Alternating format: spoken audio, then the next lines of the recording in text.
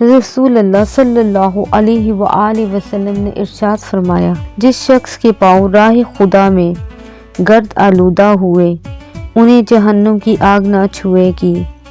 अल्लाह ताला तुम्हारे जिस्मों और तुम्हारी सूरतों को नहीं देखता, वो तो तुम्हारे दिलों को देखता है। आदमी के झूठा होने के लिए बस यही काफ़ी है कि वो हर सुनी सुनाई बात तहकीक के बगैर बयान कर दे। बेशक तुम्हारा रब शर्म हया करने वाला बड़ा सखी है। वो अपने बंदे से इस बात पर शर्माता है कि बंदा इसकी तरफ हाथ उठाए और वो उसको खाली लौटाए।